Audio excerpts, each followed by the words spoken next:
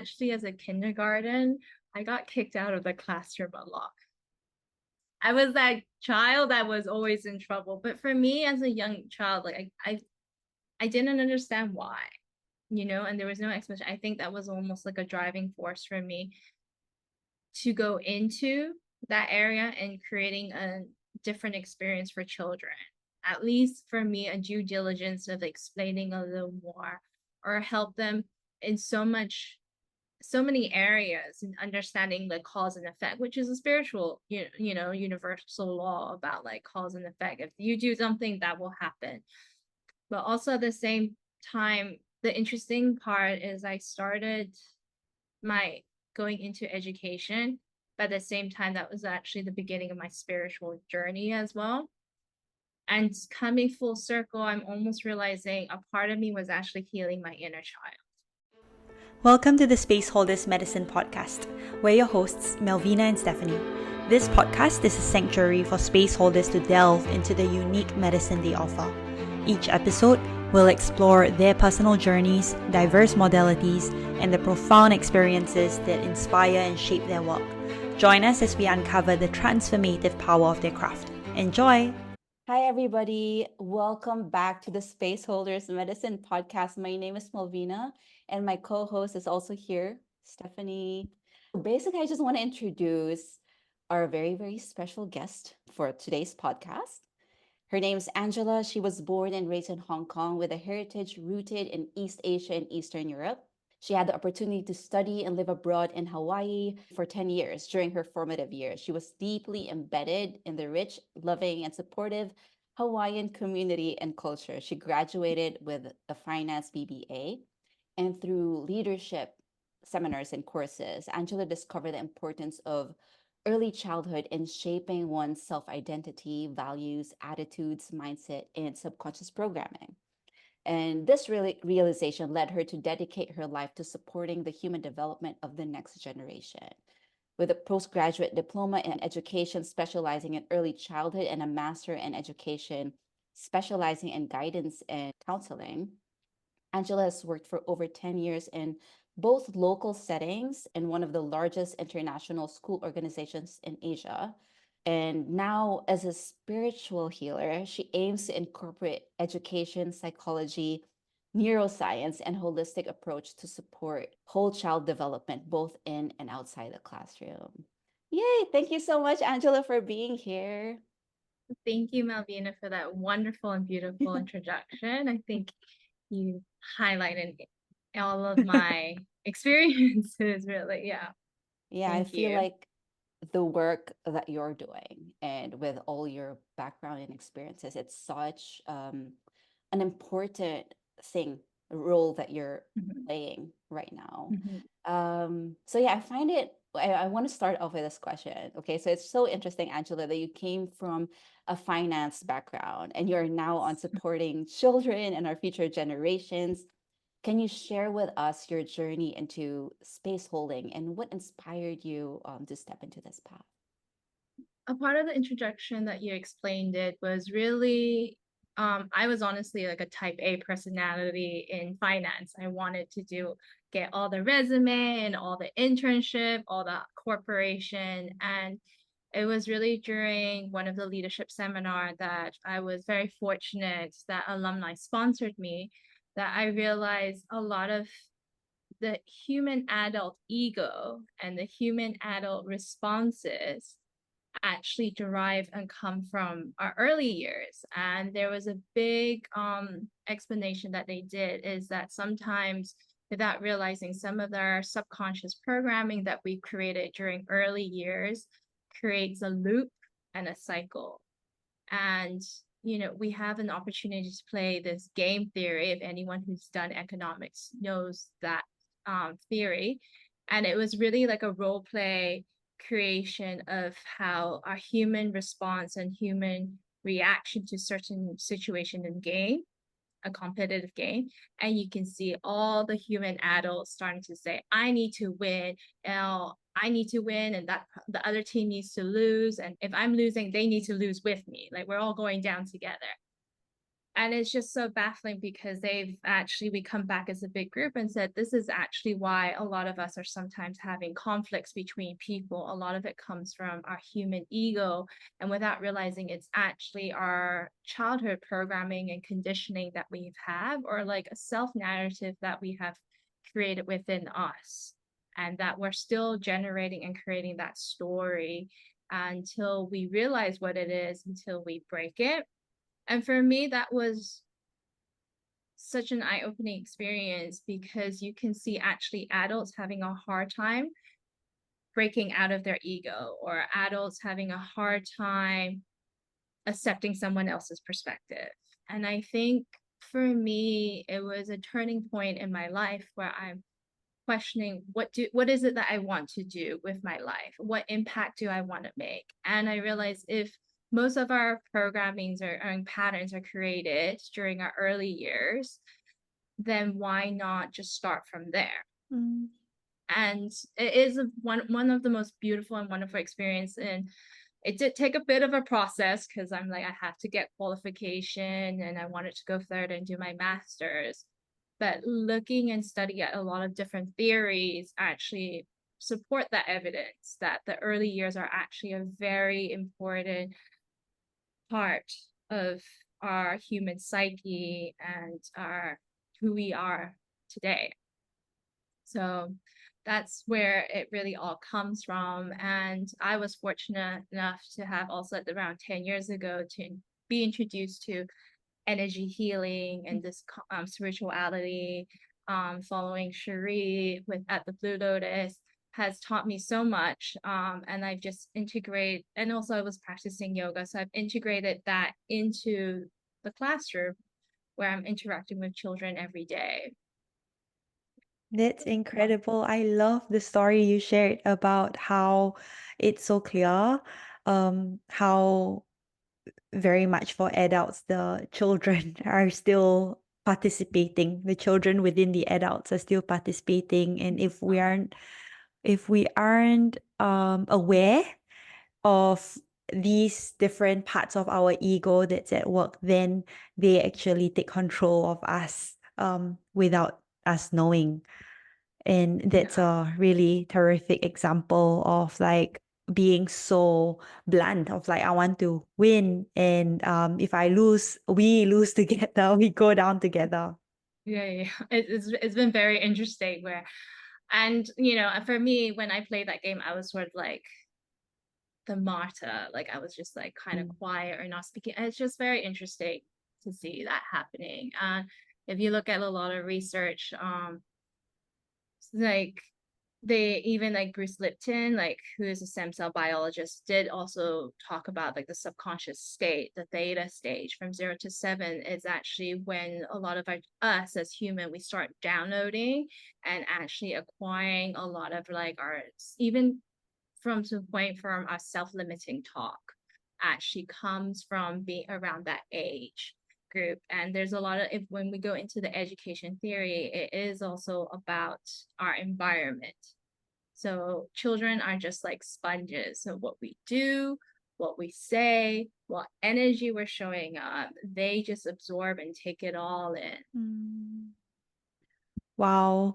Speaking of sponges, when you are with the children that you work with, what does the concept of holding space mean for you personally, and how do you integrate it into both your work and also your personal life? I think space holding for children is, for me, it's really putting them on top priority and value, and knowing that how I show up today is the most important part for these children's learning and development. And sometimes like, so every morning I do like a little mini like get into my space, relaxing, doing, centering myself, and then allowing myself to step in and begin my day with the children. Because it is one thing I think as an educator I can actually see and look at how I am, how I show up in my classroom compared to teachers in other classrooms. So, and even like teachers have told me, oh, this child responds really well when like the teacher's calm or the adults calm. But if another teacher comes in and they're loud and or they're very like anxious, then the whole dynamic energy of that children change, especially for some of them who are probably more diverse, or we call them neurodivergent now. So because they're extra sensitive, so they can pick up a lot on from other people. And it's also making sure I'm in a good space with the children to be open in the heart space, open in the mind, because sometimes the children start sharing things where I'm like, oh, I didn't expect that. Or even sometimes their emotions can be up and down. How do I be the one consistent, grounded, and centeredness for them so that they can process some of these emotions or process these thoughts so that they can come to their own conclusion in for early years, just young children to be able to like, Ashley, I feel tired today. This is why I'm grumpy, or this is, I am angry because I have to say goodbye to my parents. For them, they just know this is not comfortable. Let me cry it out. Um, and for us as adults, it's just being like, okay, you're feeling sad. Let's go through the emotions, what's happening. Let's figure out what's going on. That's really incredible, Angela. Like, I feel that it is so important to have this much awareness when working with young minds, right? With young spirits. Um, so given that the kids are only at least within your knowledge, right? It's only space that you're able to control.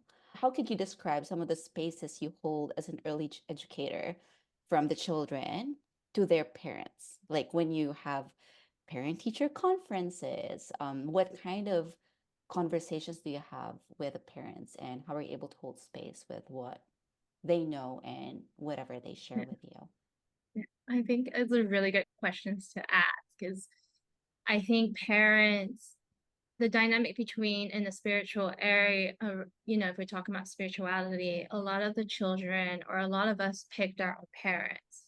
So there's also that karmic or that dynamic that parent and child will have. And both parties are choosing some sort of lessons that they want to learn or they want to like acquire. Whether they come to realization to it is another topic.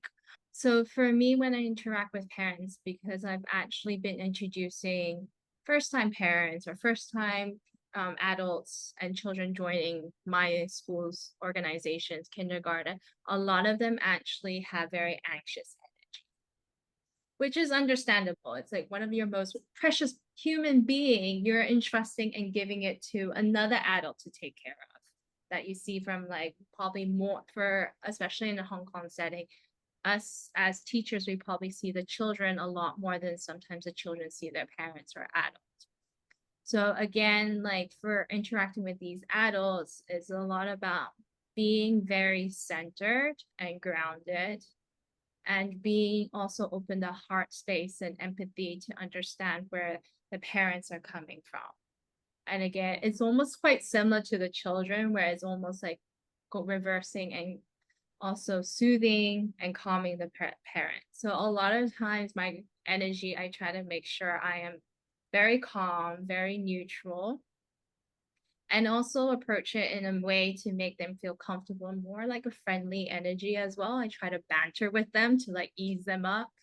As we go on through the year, sometimes the conversation you have with the parents are sometimes a little more uncomfortable. A lot of times my parent-teacher conference ends up being counseling the parents, being act as a counselor as well, because a lot of times, especially in Asia, I reckon a lot of parents are super anxious.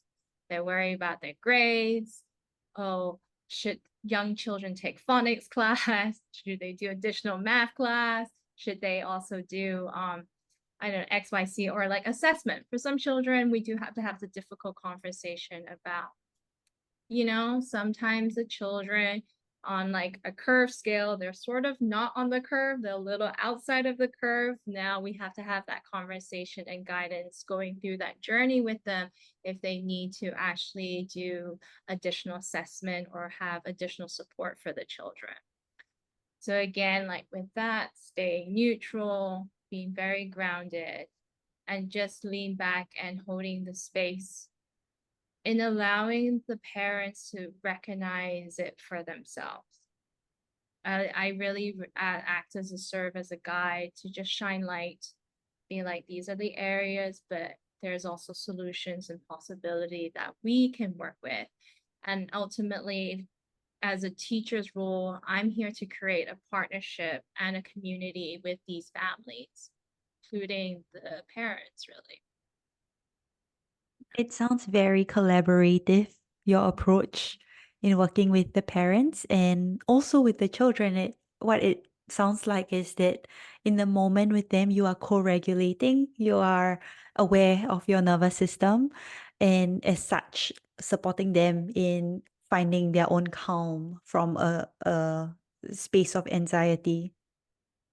Yeah, yeah, definitely. Ideally, this is where we want to come from, you know. Obviously, sometimes adults may have a different response, but it's just understanding where they come from. And I also do like practices of making sure like I do karmic release with these children and these families as well. And, you know, and understand that this is a mutual energy exchange that I have with the children and also with the family. And I also sometimes have to do right in the children and not actually the parents. Sometimes the parents are like, let's do more math, let's do more numbers. And I'm like, these children, especially early years, all they really need to do is play.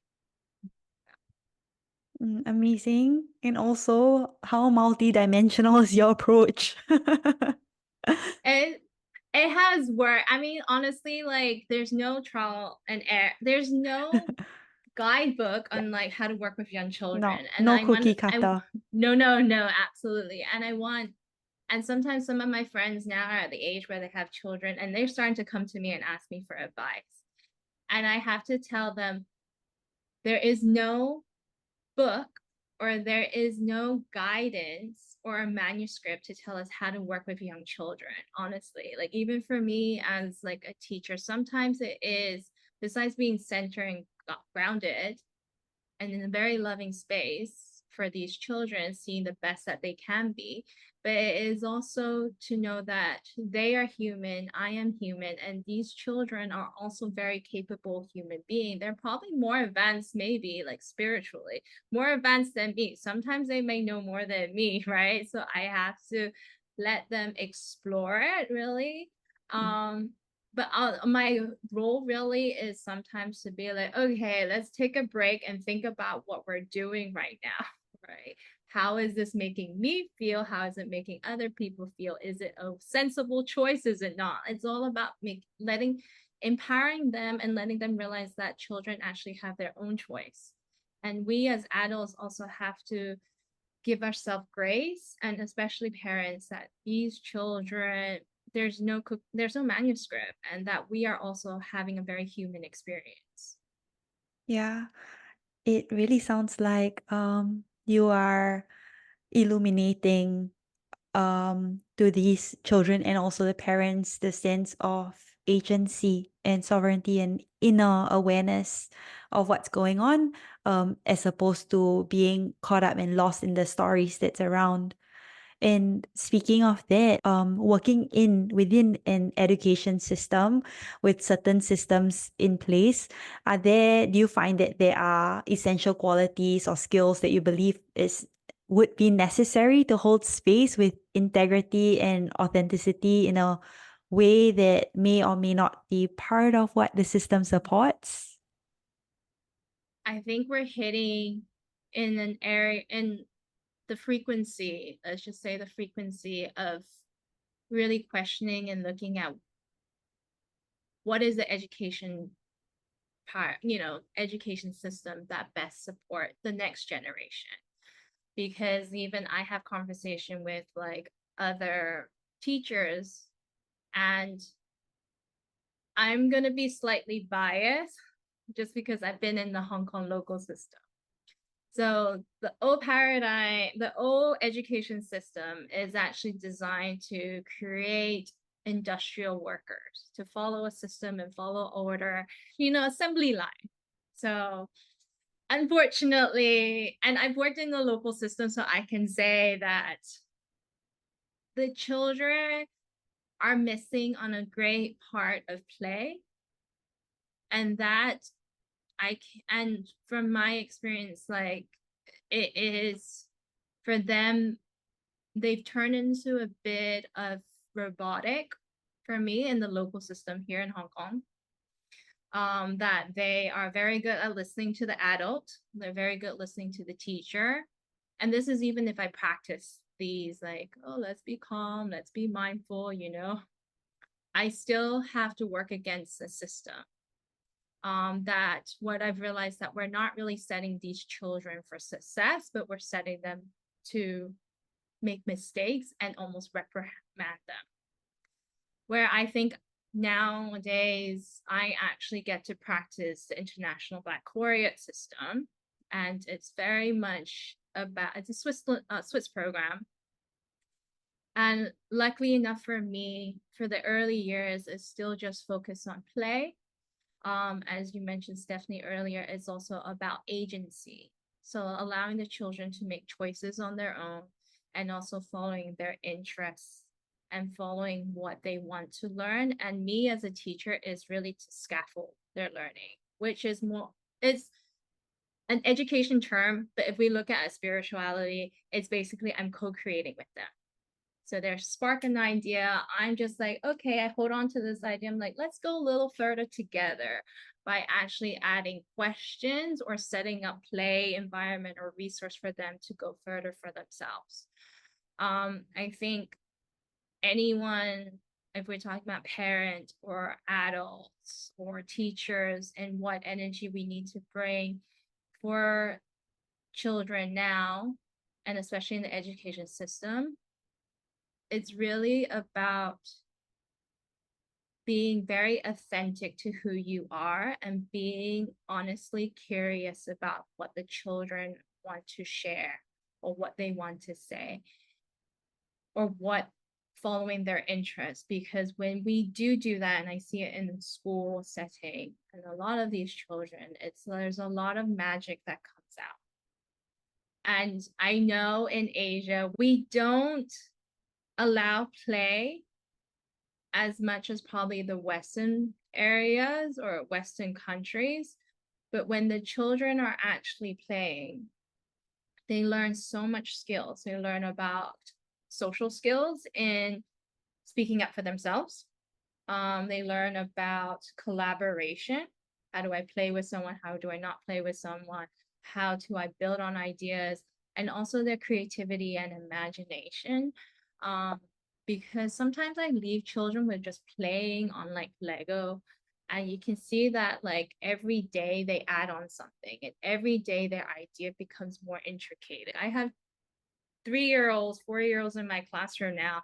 They went from like little buildings to start building like airplanes, and they will add like wheels, or they add like little engine and motor. And I'm like, this is thinking skills. This is really, applying what they know into their play. And I think sometimes when we are too focused on the outcome, we actually don't get to go through that journey with the children. And I'm going to add a little more point is just that we're going into the new, let's say the new earth, but also the new world where it's going to be completely different from what we probably think and imagine as it is now.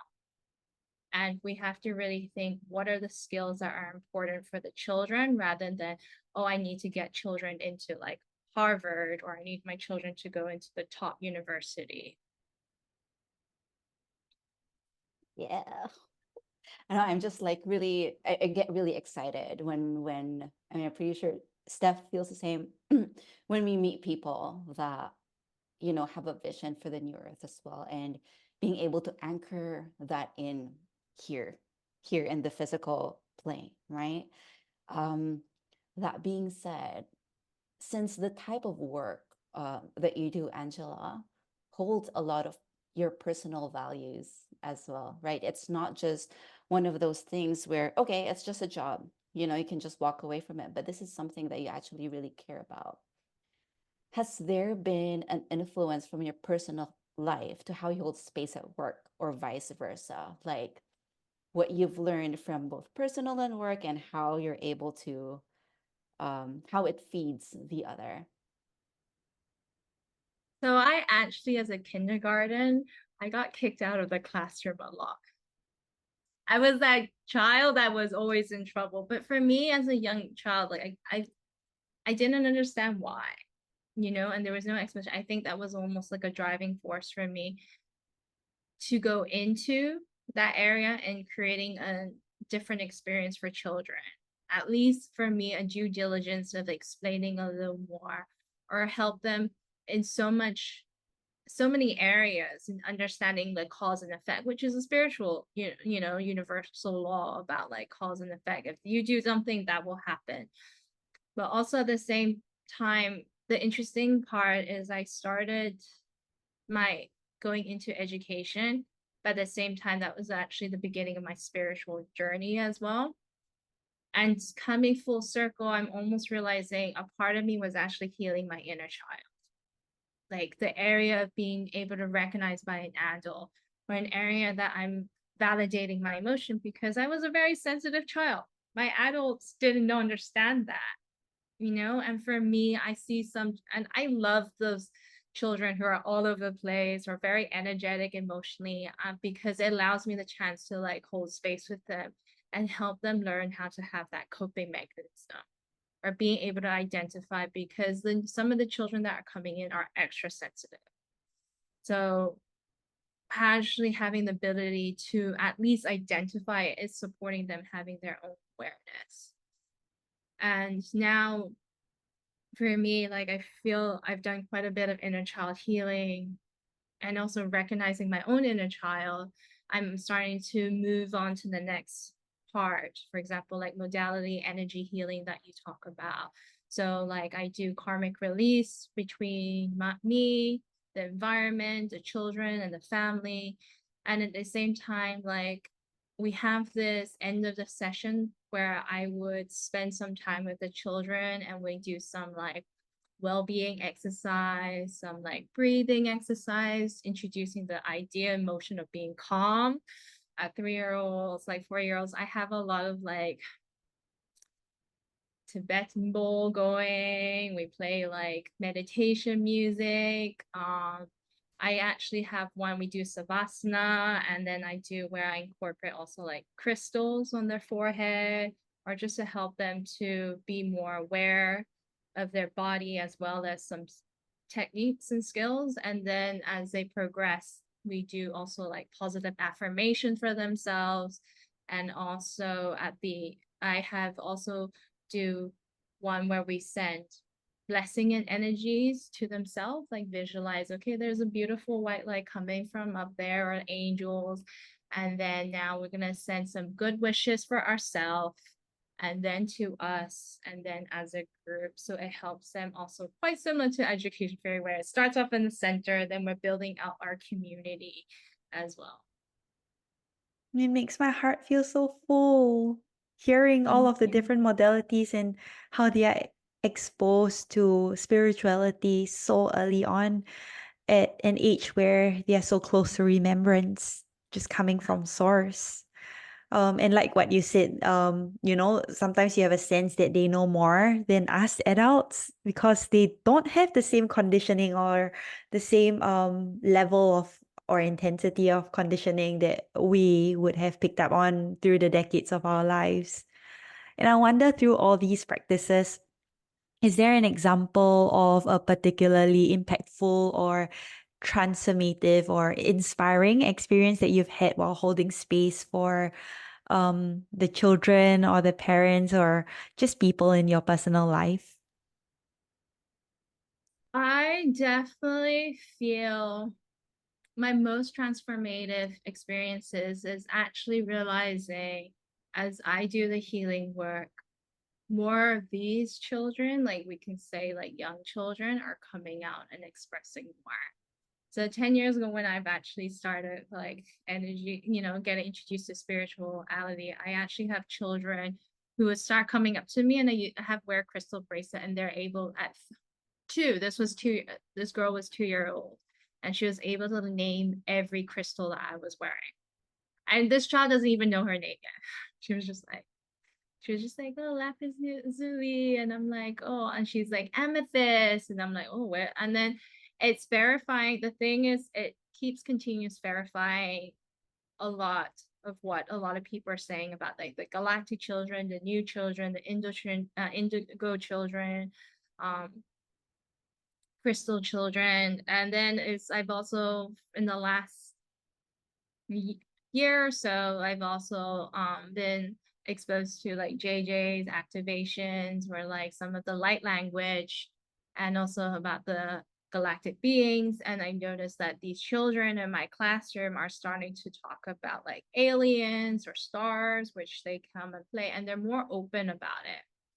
And also I had one that I came back from a course in Singapore at the Blue Lotus, and she was able to pick up my auric field and all about my experience and stories, and actually recreate it and talk about it in the classroom, which I realized that, you know, to support the next generation, I also need to do the healing work. I need to do my responsibility in raising up my vibration or my awareness for them. And those are some of those really, really best experiences, other than like as a teacher, seeing how they progress and learn over the year. Yeah. Yeah, I was just thinking, because like as you were sharing that, I was also feeling back into when you're talking about, karmic release, which is one of the things that you do as well with your modality, and also touching into the parents and their child choosing their roles as to why they came here together. It also applies to you being their teacher or you're their educator as them being your students, right? Could you, or rather, what challenges, or if any, have you encountered as your role as their educator, as a space holder, personally, or even personally, but you can talk about professionally as well. Um, yeah, within that context. And how are you I able to navigate them while maintaining integrity? Professionally, I think as teachers, not just me, but all teachers will have challenges with the admin work and management. I'm fortunate enough, honestly, like I know what education system is like around the world, even including US and UK. It's a lot of work. And seeing like a lot of my friends who have spread out, who are teachers, do so much for these children. Um, and then the second part, usually the conflict or like the challenges I come across is actually parents. Even though sometimes I meet the parents and say, we're actually a very play-based school, we play, and the parents are like, so wait, what do they do all day? I'm like, oh, they play, they learn through play. And there's like a little distrust, or they which they don't really quite understand how. And it's not entirely the adults' response fault, because for them, for their generation, they grew up in the education system where it's very much academic focused. So it's almost like we're shifting, and some of the adults haven't quite matched yet. And it's also introducing that to them. So those times, like it's staying true and putting the child focus, because what I do in the classroom and having the assurance and confidence in myself, and also ask for guidance. Like I also ask, like, you know, divine mothers, like Goddess All Set, Mother Mary, to come give me guidance or help me through the days, especially days when I find it very challenging. I usually ask also them to keep the children calm, like please let them be calm today.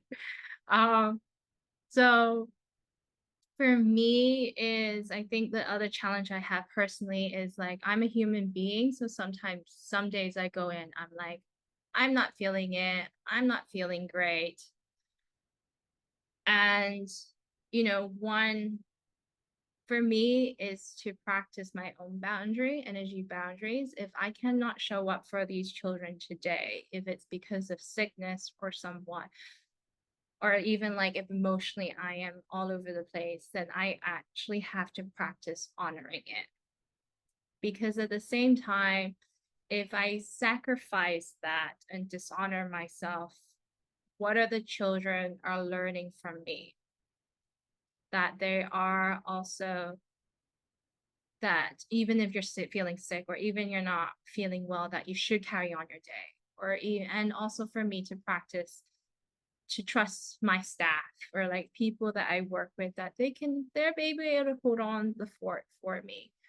For me, personal challenges may sometimes be that sometimes these children's energy are like way beyond what I can control. They're very, very energetic, where they're like all over the place.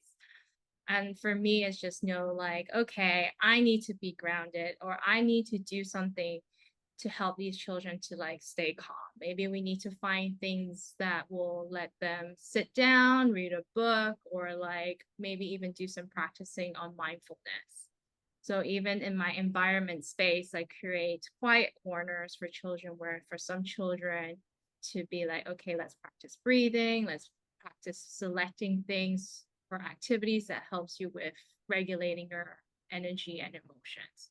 I love that so much. And it also sounds like you are very much aware of where your capacity is, of how much space you can hold, and then noticing the energy levels of the children and then managing it before it gets out of control through the quiet corners or the different activities to support them to come back into a state of calm or to ask for divine guidance and support.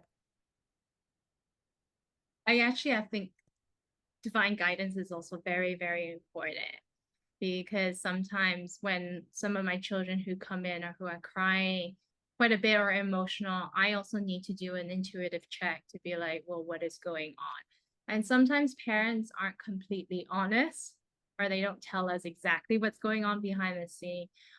So for example, this year I had one who kept coming in crying and crying, and we're like, well, what's going on?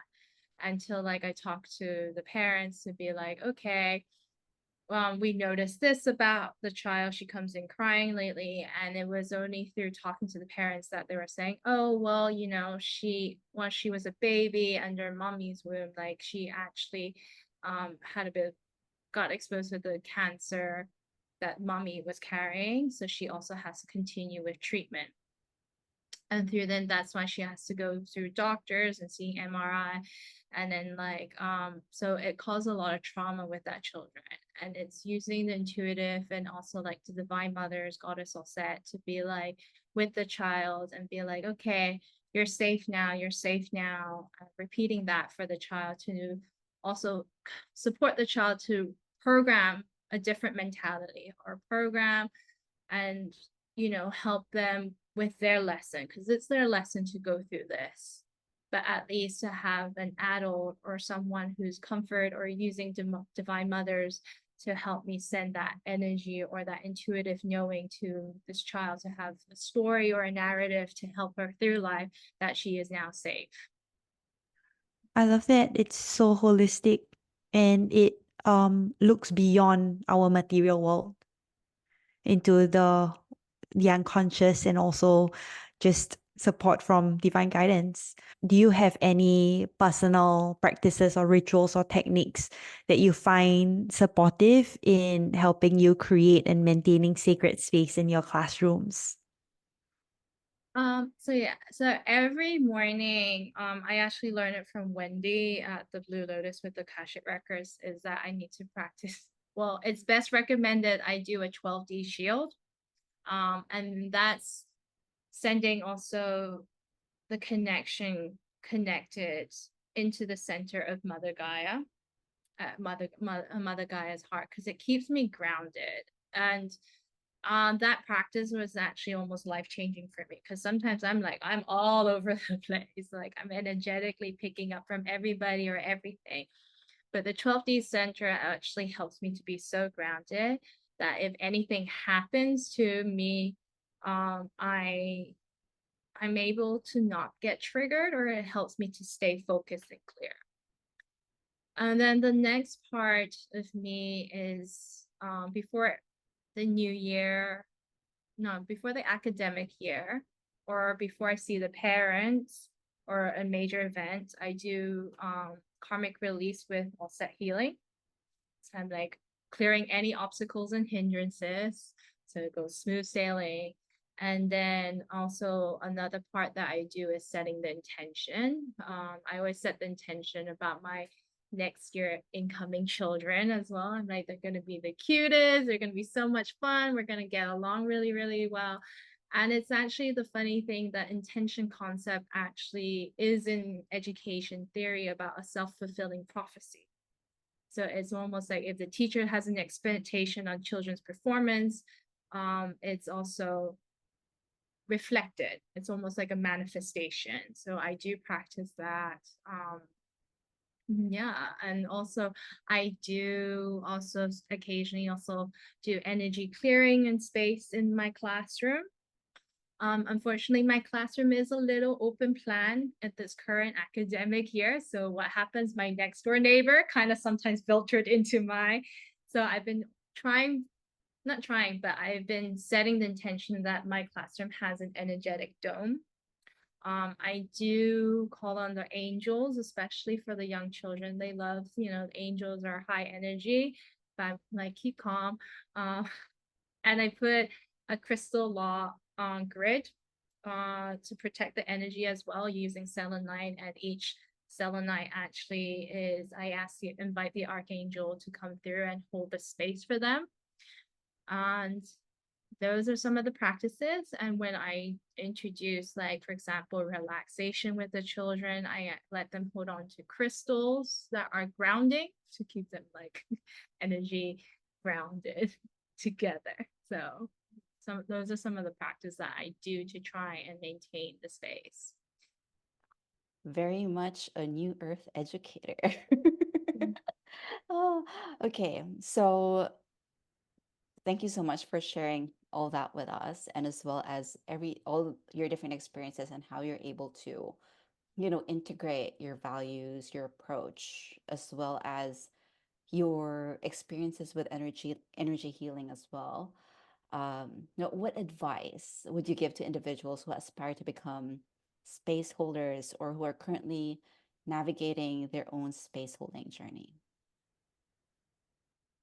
I believe that for those who are embarking on this as space holder, it is an honor and it's a big gift. And I want to thank you, Stephanie and Malvina, for holding the space for this podcast, but also illuminating the pathway for many to follow. It is really about being completely open and surrender, and allowing what may come to come, but also remembering that we are sovereign, we are a capable human being, and that how we show up for the people around us is always a mirror and a direct reflection of what's happening internally, and that everyone are perfect young children at heart that just needs to be allowed to illuminate and come out. Very, very sweet. I love that. Like everyone has that. To close, I wonder if you would be able to share a guiding principle or mantra or practice that encapsulates your holistic approach to space holding. I can. I will guide us through a 12D meditation, and Yay! then we will, I feel called to, we'll ask the divine mothers to come with us, and we're going to connect with our inner child, and we'll see what happens from there. Let's do it. All right. So just allow yourself and take one deep breath in. And on your exhale, you're just going to let go and allow everything from today out. And then again, we're just going to take another deep breath in. And as we breathe in, we imagine this beautiful white light that goes through all our body, clearing all the stagnant energy. And on that exhale out, we're going to let it all out. And one more time, we're going to breathe in and allow us to come and center to be here at this present moment. And then we're going to breathe out. And now, in between our eyebrow, we see a silver, platinum, 6-pointed star. For some, they'll see it quite similar to the Star of David. And as this 6-pointed platinum star illuminates, we begin to see that it is going from the top of our third eye, in between our eyebrow, and it starts to go down our head, behind our skull, and into our spine, going through down our chakra, going through all the way to the bottom of our spine, and it comes out, and it follows through down, down, in between our feet, where our Earth Star chakra is. And now we ask Father Gep or Mother Gaia to help us to open our feet chakra and let us roots to come out. And as it's coming out, it follows a 6-pointed star, leaving a silver rod from the bottom of our feet down, down, and it starts to go down to the Mother Earth. And now the 6-pointed stars and roots are reaching the level of the water of Mother Gaia. And we just allow Mother Gaia's water to cleanse and purify our mind, body, and soul. And now the 6-pointed star and roots are going further down to the layer of the soil of Mother Gaia that nourishes us and also grounds us. And it goes further, our 6-pointed star and roots goes further down, down, down to the level of lava. And it's an energy that purifies all stagnant lower vibration energy. And it heals us as well and cleanses us of our body, mind, and soul. And again, the 6-pointed star and our roots are going down, down, down to the crystalline layer of the earth, which holds memories and brings back our memories that serve us this lifetime, along with raising our vibration and frequency. Now, as a 6-pointed star and our roots are reaching to the center of the Mother Earth heart, we're letting the roots and the 6-pointed star lie in the middle or dangle in the middle of the Earth heart. And we're just allowing ourselves to feel centered and grounded and connected to Mother Earth. And at this point, we ask also to connect with the Buddha consciousness, the Christ consciousness, as well as the Sophia consciousness. And on the next inhale, we're going to see the 6-pointed R going all the way up, shoot right up, connected to the bottom of our feet, where our Earth Star chakra lies, leaving a silver rod. Now visualize and see the 6-pointed star underneath our feet, and it starts spinning. And as it spins, it creates this silver platinum disc.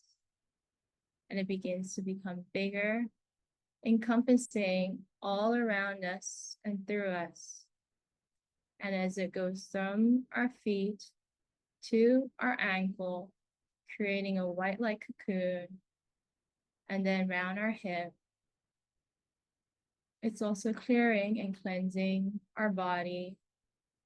And now it's going around and through our chakras, clearing any lower vibration stagnant energy, and also all our organs, And this platinum cocoon is going over our and through our heart space, and then all the way up from our mind, clearing any stagnant thoughts, energy into our soul star chakra, which is just above our crown chakra.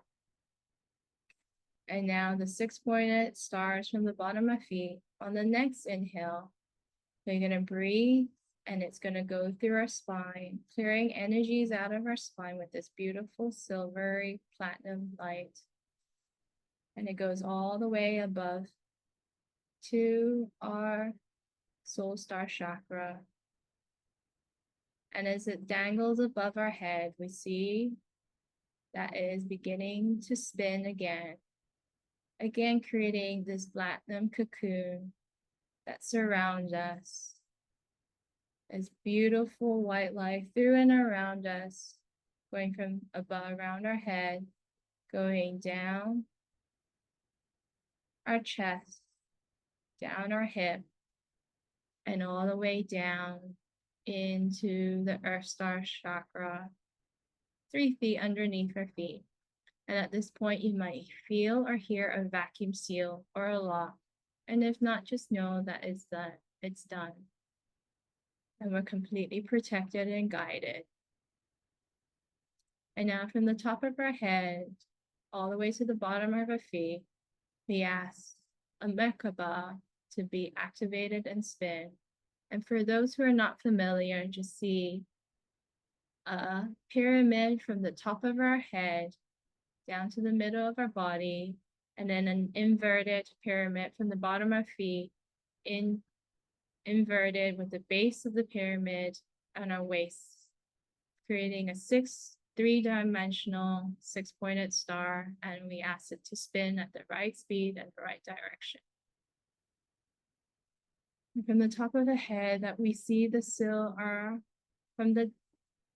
our shield, our 12D shield. We see a silver rod leaving the top of a soul star chakra, and it's a silver rod going up, and is reaching all the way up through the universe and into the divine white light source. And we're connected as above and so below. And we're centered, grounded, and protected. And now we ask the Divine Mothers, Goddess Set, Mother Mary, along with Archangel Michael for protection and guidance. Archangel Michael is one of the guardian angels of the new children. And they're coming through and guiding us as we start to connect and open our heart chakra space. We connect and with the 7-year-old self. And as you begin to see and visualize your 7-year-old self, you open your heart space and you greet your 7-year-old self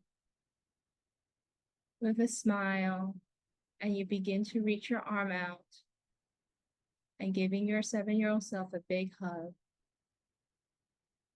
And you begin by sharing to say to your 7-year-old self that you are perfect, you are wonderful, you are a true divine creation, and you are here because you matter and you are important,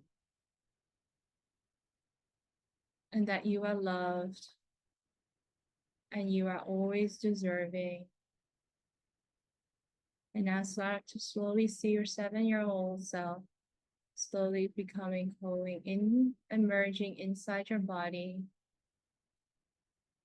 And you feel connected, alive with your 7-year-old self.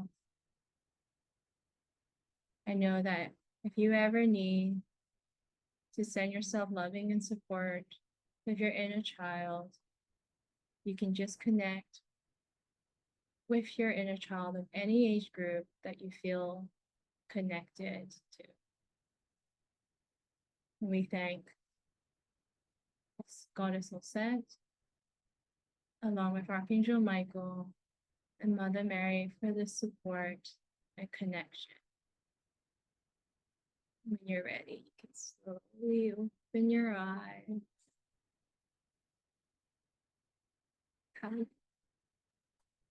Thank you. So Wow. beautiful. Thank you. I did not expect to receive today. Yeah, that was so wonderful. Yay. Thank you, Angela. Thank you. Thank you for Mm, having me and doing this. yeah. And you're serving the community. Thank you so much, Angela. Steph, do you have anything to add? Yeah, it was such a profound experience of feeling the integration of the 7-year-old self in my adult body with the knowing and remembrance of that I am a child of source and I am perfect as I am. It's such a beautiful way to begin every day with this reminder that I am whole already and perfect just as I am. Um, yeah, I am so grateful uh to have met you and also to hear your journey, your story, and also the divine work that you're doing supporting children, from such an early age. So thank you for your work. Thank you. Thank you so much, Angela. This is just the beginning. We can't wait to see how things unfold for you and the path that you're taking this to. Yay. Thank All you so right. Thank much. you. And thank you everybody so much for listening. I hope you enjoyed this episode as well as being able to connect with your inner child and your younger self through Angela's wisdom and guidance. We'll all see you next time. Thank you.